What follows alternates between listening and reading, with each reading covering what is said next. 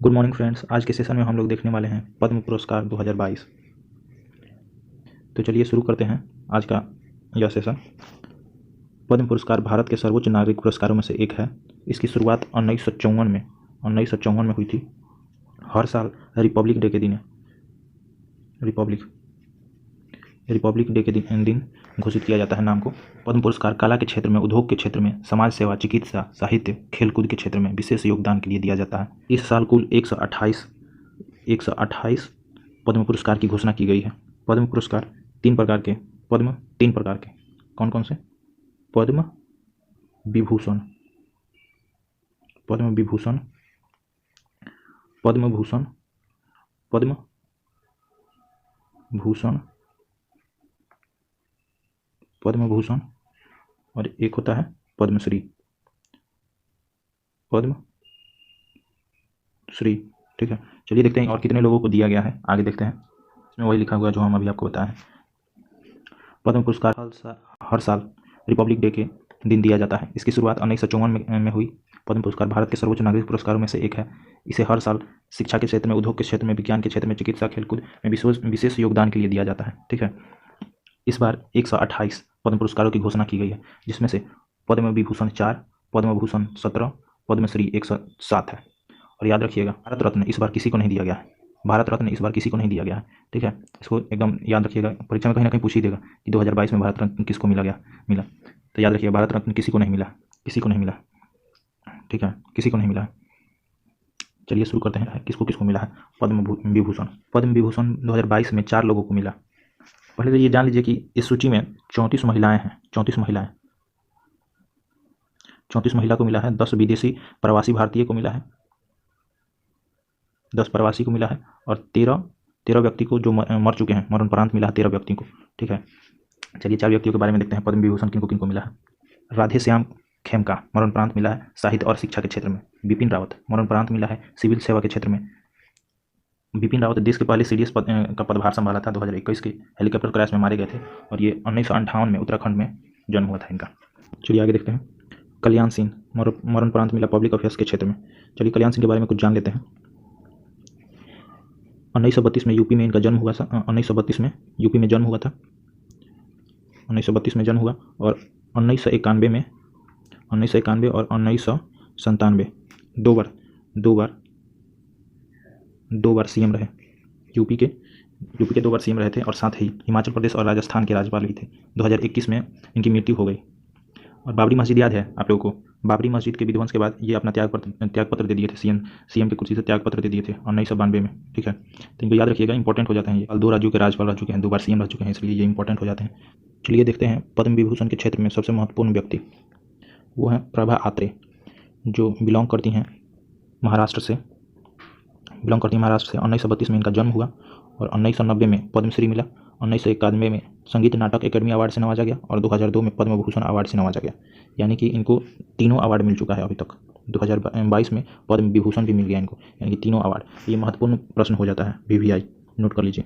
ये पूछेगा, किसी ना किसी एग्जाम में पूछेगा ही। तीनों में मिला है क्योंकि इनको तीनों मिल चुका है। पद्मश्री, पद्म विभूषण, पद्म भूषण तीनों मिल चुका है। अब देखते हैं पद्म भूषण। इस बार 17 लोगों को शामिल किया गया है इस सूची में, ठीक है। उनके नाम देख लेते हैं और उनका ये किस क्षेत्र से रिलेटेड है उनको कोशिश कीजिएगा याद रखने का।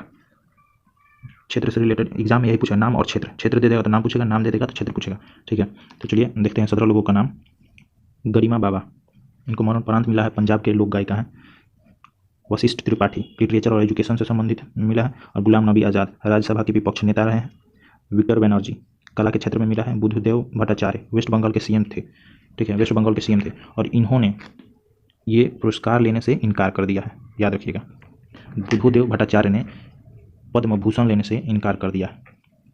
चलिए आगे देखते हैं। स्वामी सच्चिदानंद को मिला है एजुकेशन और लिटरेचर में। और मधुरी जाफर को मिला है, अभिनेत्री हैं ये। रशीद खान, इनको आर्ट में मिला है। राजीव महर्षि, सिविल सर्विसेज के लिए। नटराजन चंद्रशेखरन, ट्रेड और इंडस्ट्री के लिए। कृष्णा एल्ला, सुचित्रा एल्ला, भारत बायोटेक के संस्थापक और चेयरमैन हैं, इनको मिला है। सत्या नडेला को मिला है, माइक्रोसॉफ्ट के CEO हैं।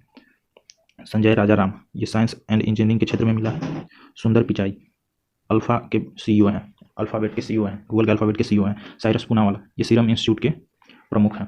सीरम इंस्टीट्यूट वही जो कोरोना वैक्सीन बनाया। और प्रतिभा रे लिटरेचर एवं एजुकेशन के क्षेत्र में मिला है देवेंद्र झझरिया, भाला फेंक से संबंधित है ये। आपको ये पूछ देगा देवेंद्र झझरिया, ये याद रखिएगा। देवेंद्र झझरिया क्या किन से संबंधित है? तो भाला फेंक से संबंधित है ये।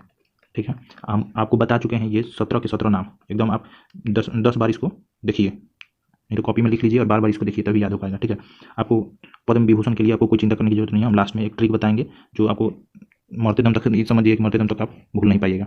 ठीक है, चलिए देखते हैं अब पद्मश्री। 2022 में 107 लोगों को मिला है पद्मश्री। इसमें से 107 लोगों का तो नहीं, लेकिन उसमें से जो महत्वपूर्ण नाम है वो आपको मैं बताता हूँ और उसको लिख लीजिएगा। और चांस है, बहुत ही चांस है कि ये व्यक्ति, क्योंकि ये व्यक्ति जो हमने चूज किया है किसी न किसी वजह से चर्चे में थे।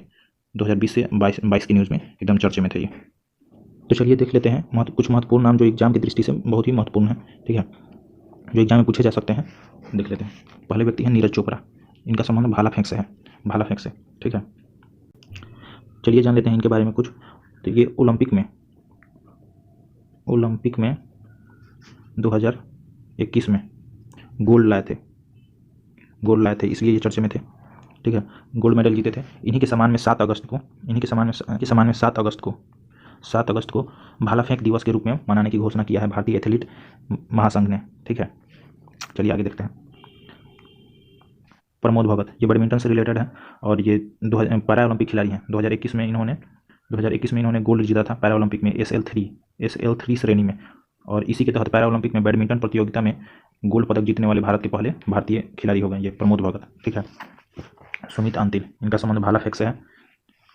शंकर नारायण मेनन चुड़ियाल, स्वदेशी मार्शल आर्ट फॉर्म ये सिखाते हैं। फैजल अली डार, फैजल अंतर्राष्ट्रीय मार्शल आर्ट चैंपियनशिप में इन्होंने पदक जीता है। अवनी लेखरा, ये निशानेबाज हैं। ये कहाँ से हैं? तो राजस्थान से हैं।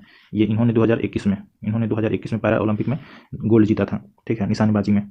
और ये हैं वंदना कटारिया, जो यूपी के हरिद्वार की हैं। ठीक है, ये महिला हॉकी खिलाड़ी हैं, यूपी के हरिद्वार की हैं। ठीक है, चलिए जो हम आपको बताए थे कि पद्म विभूषण याद करने का ट्रिक। ठीक है, पद्म विभूषण आप कैसे याद कर पाइएगा? 4 व्यक्तियों के नाम और उनके चारों किस क्षेत्र से संबंधित हैं। ठीक है, राधे श्याम प्रभु कल्याण कीजिए बिपिन रावत का, ये हमारा ट्रिक है नाम का। राधे श्याम प्रभु कल्याण कीजिए बिपिन रावत का।